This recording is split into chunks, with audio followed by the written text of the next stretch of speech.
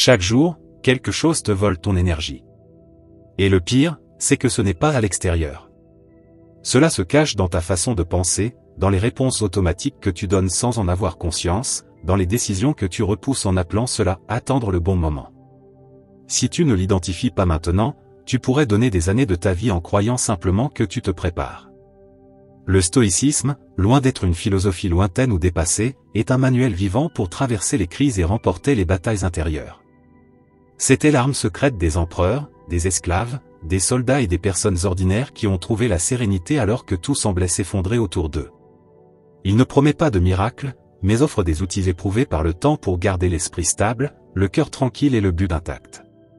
Aujourd'hui, je vais te montrer 10 leçons stoïciennes qui démontent les mythes qui te freinent et placent entre tes mains le pouvoir d'agir maintenant. À la fin de ce voyage, tu n'auras pas seulement plus de clarté mentale, mais aussi un plan concret pour construire la vie que tu désires. Si tu es prêt à cesser d'attendre et à commencer à vivre avec intention, le moment est venu.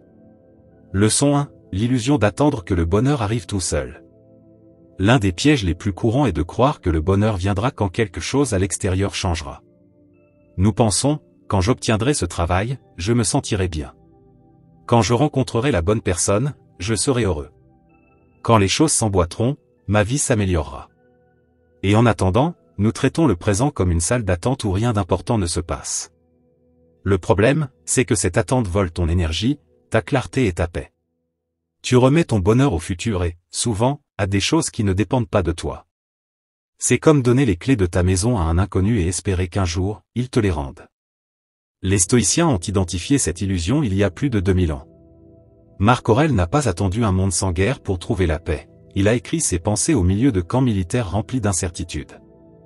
Épictète n'a pas attendu d'être libéré pour vivre avec sérénité, il a découvert que sa véritable liberté résidait dans ses propres pensées. Sénèque n'a pas attendu un empire juste pour vivre avec intégrité, il a agi selon ses principes, même face à l'exil et aux menaces. Tous ont compris que le bonheur n'est pas un prix qu'on reçoit, mais un état qu'on cultive jour après jour. Si tu places ta joie entre les mains de facteurs extérieurs, tu deviens prisonnier du hasard. Mais lorsque tu fais dépendre ton bonheur de toi, tu gagnes la liberté de bien vivre en toutes circonstances. Pense à cela, combien de fois as-tu obtenu quelque chose que tu croyais être la clé de ton bonheur durable, pour finalement revenir rapidement à ton état émotionnel initial? Ce n'est pas un défaut de ta part. C'est ce qu'on appelle l'adaptation hédonique, la tendance à s'habituer rapidement, même aux meilleurs changements. La solution n'est pas d'attendre le scénario parfait, mais de commencer dès maintenant à choisir, chaque jour, une action alignée avec ce qui compte pour toi. Cela peut être remercier pour ce que tu as déjà, résoudre un problème avec calme, investir du temps dans ce qui te rapproche de tes objectifs, ou simplement t'arrêter pour respirer en pleine conscience. C'est cela, l'amor fati, aimer la vie non seulement pour ce qu'elle a de plaisant, mais aussi pour ce qui te défie et te façonne. Cela ne signifie pas se résigner aux injustices, mais vivre pleinement tout en travaillant à améliorer ce que tu peux. Le présent est le seul endroit où tu peux agir. Chaque instant passé à attendre est un instant perdu. Alors change de question, au lieu de demander « Que dois-je atteindre pour être heureux ?», demande-toi « Que puis-je faire maintenant pour vivre selon mes valeurs ?» Le bonheur n'est pas une promesse pour l'avenir. C'est une œuvre que tu construis, instant après instant. Aujourd'hui, choisis un acte conscient qui aligne ta vie avec ce qui est important pour toi. Et rappelle-toi, tu n'as pas besoin que la vie te sourie pour décider de lui sourire en retour. Leçon 2, le grand mythe de la motivation infinie. Nous vivons dans une culture qui idolâtre la motivation, comme si c'était le carburant essentiel de toute réussite. Mais la vérité, c'est qu'elle est inconstante. Elle monte et descend comme la marée. Et si tu dépends d'elle pour agir, tu passeras plus de temps à rester immobile qu'à avancer. Combien de fois as-tu entendu ou dit « Je ne l'ai pas fait parce que je n'étais pas motivé ?» Cela semble une excuse raisonnable, mais en réalité, cela signifie que tu remets ta vie entre les mains de quelque chose d'instable et hors de ton contrôle. Les stoïciens l'avaient compris. Marc Aurèle ne s'attendait pas à avoir l'envie pour prendre des décisions qui affectaient tout un empire. Épictète n'a pas attendu l'inspiration pour enseigner, même lorsqu'il était esclave. Sénèque n'a pas interrompu sa réflexion philosophique parce qu'il manquait d'entrain face au danger. Il savait que ce qui soutient les résultats durables, ce n'est pas la motivation, mais la discipline. La motivation est comme le vent, elle peut te pousser en avant, mais si elle s'arrête, tu dérives. La discipline, elle, est le gouvernail ferme qui maintient ton cap, même quand il n'y a pas de vent. Agir seulement quand tu es motivé, c'est de la procrastination déguisée.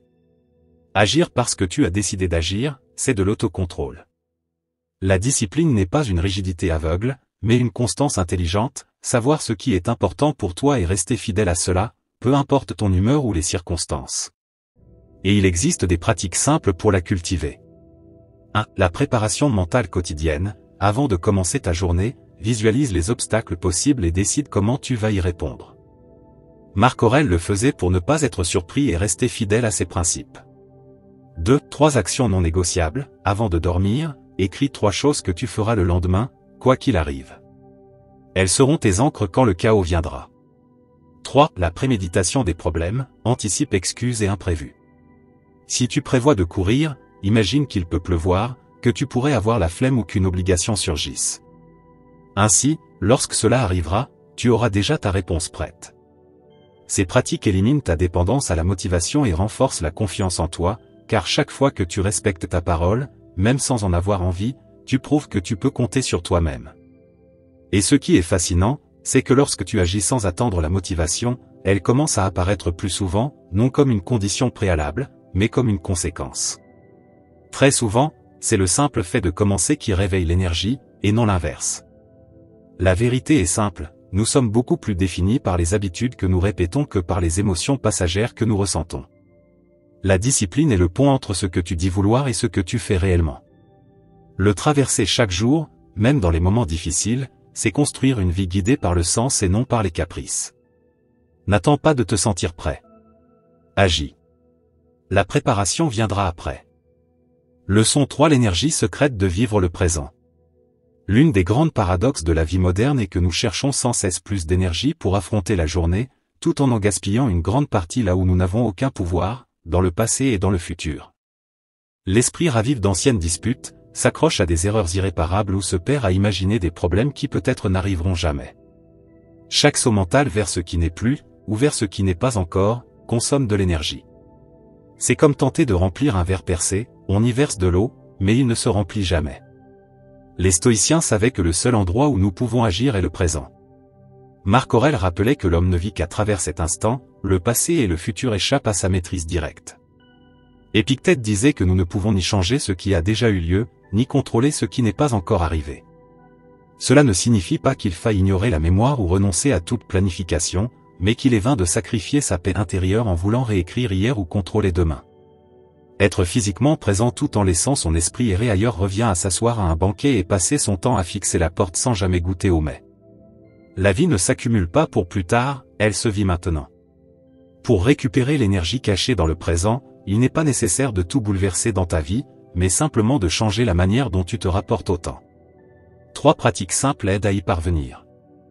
La première est la pause consciente. Avant de réagir automatiquement ou de laisser ton esprit divaguer, arrête-toi quelques secondes. Respire lentement, sens l'air entrer et sortir. Ce geste minime interrompt la dispersion et te ramène ici et maintenant. La deuxième est l'attention au moment, ouvre tes sens à ce qui se déroule autour de toi. Observe la lumière qui entre par la fenêtre, écoute les sons ambiants, ressens la température sur ta peau. Sénèque conseillait de vivre avec attention même les instants les plus ordinaires, car aucun d'eux ne reviendra. La troisième est vivre chaque jour comme une unité complète. Le matin, demande-toi, si aujourd'hui était mon dernier jour, comment voudrais-je le vivre? Il ne s'agit pas de s'obséder sur la mort, mais de filtrer ce qui compte vraiment et de ne pas gaspiller son énergie dans ce qui ne rentre pas dans l'aujourd'hui. Quand tu t'ancreras dans le présent, l'énergie qui semblait rare commencera à se multiplier. Non parce que la journée a plus d'heures, mais parce que tu cesseras de les dilapider dans des batailles imaginaires. Le passé devient alors un maître, et non une prison. Le futur, une carte, et non une geôle. Et le présent, le seul sol fertile pour agir. Commence petit. En te lavant les mains, ressens l'eau. En buvant, savoure pleinement. En marchant, écoute tes pas. Ces instants conscients s'enchaînent et tissent un fil de présence qui soutient ta journée. L'essentiel n'est pas d'ajouter plus à ta vie, mais d'en retirer ce qui la fragmente. Il ne s'agit pas de transformer chaque moment en expérience extraordinaire, mais d'être pleinement présent à chacun d'eux. L'énergie cachée du présent ne se libère pas par de grands élans, mais par une attention constante qui empêche l'esprit de fuir là où il n'a rien à gagner. Si la discipline te garde sur la voie, même sans motivation, la présence est ce qui soutient ton énergie. Elle est déjà disponible. Alors, la prochaine fois que tu sentiras que la journée te vide de ta force, arrête-toi, respire et regarde autour de toi. Rappelle-toi, ce qui est passé ne peut plus te toucher, ce qui viendra n'existe pas encore. Le seul pouvoir que tu possèdes est ici, maintenant, et c'est en lui que ton énergie se renouvelle. Leçon 4. Ta douleur peut être l'enseignement le plus précieux de ta vie. Toute tristesse n'est pas ennemie. Nous vivons dans une culture qui nous pousse à sourire même lorsque l'âme est épuisée, et qui nous fait croire que toute ombre émotionnelle est une faiblesse. Les stoïciens, eux, voyaient les choses différemment, même les émotions les plus lourdes peuvent être des maîtres déguisés. La tristesse, par exemple, a deux visages. Le premier est celui de la tristesse toxique, immobile, répétitive, qui ressasse sans cesse la blessure sans chercher à la comprendre. C'est un cycle fermé, comme attendre qu'une porte close s'ouvre d'elle-même alors que la clé pend à ton cou. Cette tristesse absorbe ton énergie et paralyse ton action. Le second visage est celui de la tristesse utile, elle ne nie pas la douleur, mais ne l'idolâtre pas non plus. Elle éclaire ce qui est brisé, révèle ce qui doit être ajusté et t'invite à changer de cap. C'est un phare qui, en pleine nuit, ne sauve pas le navire à lui seul, mais lui montre comment éviter les récifs. Marc Aurèle, confronté à la perte et au poids de gouverner un empire, ne prétendait pas être insensible. Il écrivait, il réfléchissait à sa peine et la plaçait en perspective. Épictète, marqué par l'esclavage et la maladie, enseignait que ce qui nous blesse n'est pas seulement l'événement, mais le jugement que nous portons sur lui. Sénèque conseillait de vivre de telle façon que, lorsque la douleur viendrait, nous soyons préparés non pas à l'éviter, mais à en extraire un sens. Les stoïciens traitaient donc la tristesse comme un messager, non comme un tyran. Ils demandaient, « Que veux-tu me montrer ?» Cette question appelle une honnêteté radicale. Parfois, la tristesse révèle un attachement excessif, des attentes irréalistes, ou encore une perte réelle qui nous invite à la gratitude pour ce qui a été vécu. Un outil puissant est la vision d'en haut. Imagine que tu observes ta vie comme une ville vue depuis le ciel. Tes problèmes paraissent plus petits, non parce qu'ils cessent d'exister, mais parce que tu les replaces dans le contexte plus vaste de ton histoire. Ce qui paraît immense aujourd'hui pourra, dans 5 ou 10 ans, n'être qu'un chapitre, pas tout le livre. Quand une relation se termine, la tristesse toxique répète sans fin ce qui aurait pu être. La tristesse utile, elle, t'indique où renforcer ta vie pour ne pas dépendre entièrement d'autrui. Elle t'enseigne sur ta capacité d'aimer, mais aussi sur l'importance de t'aimer toi-même. Cette tristesse ne berce pas, elle réveille. Elle est comme une pluie froide qui nettoie la poussière accumulée. Inconfortable, mais purificatrice. Les stoïciens traversaient cette émotion avec courage, convaincus qu'au-delà d'elle se trouvait plus de clarté et plus de force. Tu peux l'expérimenter par un exercice simple, écris clairement ce que tu ressens et d'où tu crois que vient cette tristesse. Puis demande-toi, si cette tristesse était une enseignante, quelle leçon chercherait-elle à me donner? Ensuite, applique la vision d'en haut et imagine comment tu percevras ce moment dans quelques années. Cette perspective redonne de la proportion et empêche la douleur d'envahir tout ton être. Sous le regard stoïcien, la tristesse n'est pas un défaut du système, mais une fonction vitale. La nier, c'est perdre une occasion d'apprendre. S'y accrocher, c'est s'emprisonner. Le chemin consiste à marcher avec elle le temps nécessaire pour apprendre, puis à la laisser suivre son cours. Reconnaître la sagesse cachée dans la tristesse est un acte de respect de soi. C'est accepter que la vie n'est ni linéaire ni toujours lumineuse, et que même les saisons les plus grises préparent la terre à refleurir. Comme l'a écrit Marc Aurèle, la nature ne fait rien sans but. La prochaine fois que tu sentiras ce poids dans la poitrine, ne cherche pas à le chasser trop vite. Assieds-toi avec lui. Demande-lui ce qu'il veut t'apprendre. Peut-être que cette tristesse n'est pas ton ennemi, mais une alliée silencieuse, forgeant la clarté, l'humilité et la force dont tu auras besoin demain. Leçon 5. La force d'accepter ce qui échappe à ton contrôle. Il existe une forme de fatigue qui ne se voit pas dans les yeux, mais qui épuise tes forces de l'intérieur, celle de lutter contre ce qui n'est pas entre tes mains, contre ce que tu ne peux pas changer. C'est cette résistance inutile, cette obstination à croire que si nous insistons assez, le monde finira par s'ajuster à nos attentes. Les stoïciens savaient que cette lutte est l'un des plus grands voleurs d'énergie, parce qu'elle nous enchaîne à ce que nous ne maîtrisons pas et nous éloigne de ce que nous pouvons réellement influencer. Accepter ce qui ne peut être changé n'est pas se résigner, ni se contenter de peu. C'est choisir ou investir son temps et sa force pour obtenir de véritables résultats. Épictète expliquait cela avec l'image d'un chien attaché à une charrette. Le chemin est inévitable. Le chien peut planter ses pattes et être traîné, souffrant, ou bien marcher aux côtés de la charrette et suivre le parcours avec fluidité. La charrette représente les circonstances échappant à ton contrôle. Le chien, c'est toi. La décision t'appartient. Marc Aurèle appelait cela amor fati, aimer le destin. Cela ne signifie pas tout aimer, mais trouver dans chaque situation, même la plus difficile, une opportunité de pratiquer la patience, le courage ou la créativité. Le stoïcisme résume cette idée dans la dichotomie du contrôle. Il y a des choses qui dépendent de toi, tes actions, tes décisions, tes attitudes et d'autres qui n'en dépendent pas, l'opinion des autres, le passé, le climat, le hasard.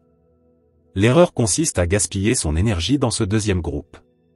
Une pratique simple, le matin, identifie ce qui est sous ton contrôle et ce qui ne l'est pas. Si quelque chose est de ton ressort, agis. Si ça ne l'est pas, lâche la corde et avance. Tu préserveras ainsi ton énergie pour ce qui compte vraiment. L'acceptation n'est pas de la passivité, c'est de l'intelligence. C'est comme un artiste qui, au lieu de se plaindre de la pluie, peint avec la lumière dont il dispose. Ou un entrepreneur qui, au lieu de maudire le marché, découvre un nouveau créneau. La prochaine fois que tu sens la frustration monter, demande-toi, est-ce sous mon contrôle? Si la réponse est non, marche aux côtés de la charrette. Tu découvriras que la véritable liberté ne réside pas dans le fait de tout changer, mais dans la manière dont tu vis ce que tu ne peux pas changer. Leçon 6. Quand les obstacles deviennent du combustible.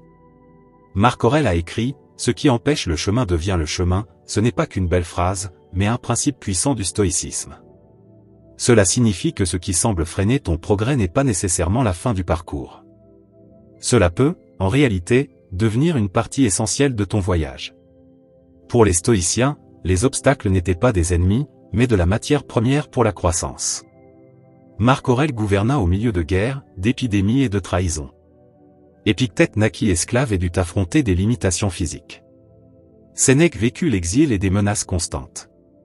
Aucun d'eux ne niait les difficultés, mais tous les utilisaient comme un entraînement pour l'esprit et pour la vie. Un obstacle, pour eux, était comme le poids que soulève un athlète, ce n'est pas quelque chose qu'il faut éviter, mais ce qui développe la force nécessaire pour continuer.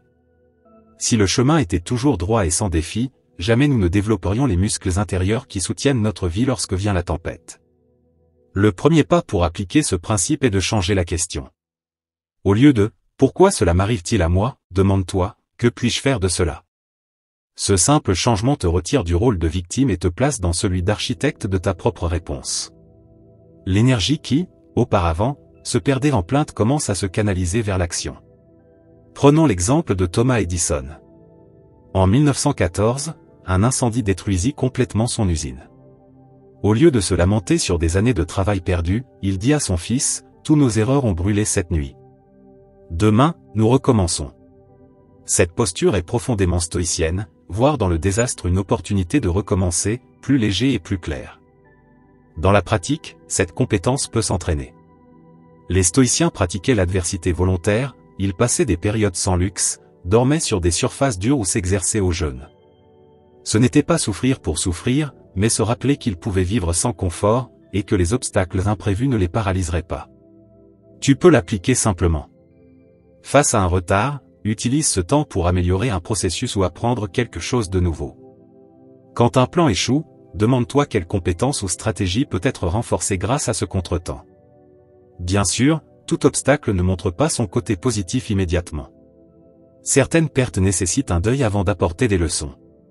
Le stoïcisme n'exige pas de sauter par-dessus la douleur, mais rappelle qu'un jour ou l'autre tu peux choisir, cette expérience va-t-elle te briser ou te façonner. Vivre ainsi, c'est transformer la vie en atelier permanent. Chaque difficulté devient un outil de plus pour ton développement. Et lorsque tu regardes en arrière, tu te rends compte que ce n'était pas une suite d'interruptions, mais un parcours cohérent où chaque obstacle a contribué à bâtir ce que tu es. La prochaine fois que tu as l'impression qu'un mur bloque ton chemin, rappelle-toi, ce qui semble être un mur aujourd'hui peut devenir le tremplin qui t'emmènera plus loin. Dans le stoïcisme comme dans la vie, ce n'est pas l'absence d'obstacles qui nous renforce, mais la manière dont nous les utilisons. Leçon 7. La parabole de la force dans la vulnérabilité. Nous vivons dans un monde qui confond souvent force et invulnérabilité. Pourtant, dans le stoïcisme, la véritable force ne vient pas de faire semblant que rien ne nous affecte, mais de reconnaître nos limites et d'apprendre à agir à partir d'elles. La vulnérabilité n'est pas une faiblesse, c'est une conscience. C'est la lucidité de se regarder sans masque et de savoir où sont les fissures, afin de pouvoir les renforcer.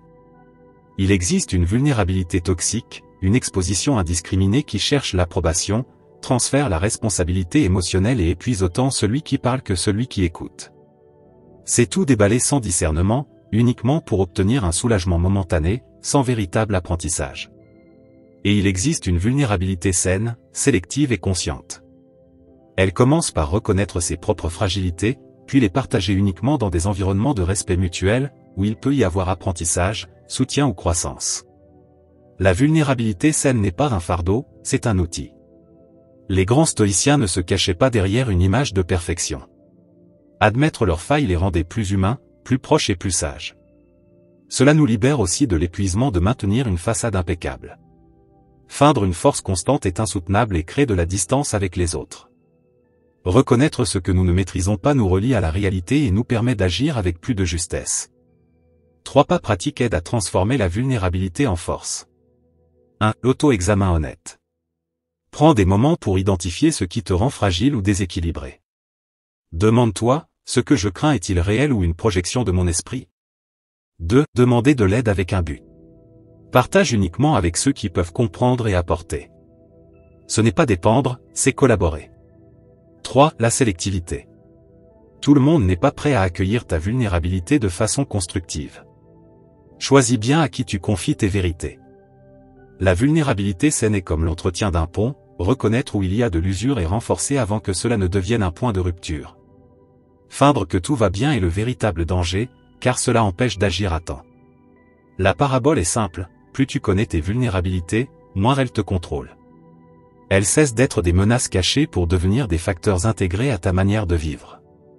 Trouver de la force dans la vulnérabilité, c'est savoir ouvrir la porte quand c'est nécessaire, et la fermer quand c'est prudent. Ce n'est pas vivre sans mur, mais savoir où et quand ils doivent se dresser. Cette conscience engendre une sécurité qui ne dépend pas d'avoir l'air inébranlable, mais de la confiance que même tes fissures peuvent soutenir ta force. Leçon 8. L'énergie inépuisable de vivre en accord avec ses valeurs. Il existe une énergie qui ne dépend ni du café, ni d'heures de sommeil supplémentaires, ni des éloges de l'extérieur. Ce n'est pas une motivation passagère, ni un enthousiasme qui apparaît seulement quand tout va bien. C'est une force silencieuse et constante qui naît lorsque ce que tu penses, dis et fais est aligné avec les valeurs que tu considères réellement comme essentielles. Quand cette cohérence est présente, la vie devient plus fluide, la fatigue émotionnelle diminue, les doutes s'éclaircissent et les décisions gagnent en fermeté. C'est comme si l'esprit et le cœur cessaient de se saboter et commençaient à ramer ensemble dans la même direction. Marc Aurèle disait que l'usure ne vient pas de l'effort d'agir, mais du frottement intérieur qui naît lorsqu'on vit à contre-courant de sa propre nature, c'est-à-dire en contradiction avec les principes qui définissent qui nous sommes. C'est comme marcher avec une pierre dans la chaussure, on avance, mais chaque pas enlève un peu de force. Pour accéder à cette source inépuisable, le premier pas est d'identifier tes valeurs réelles.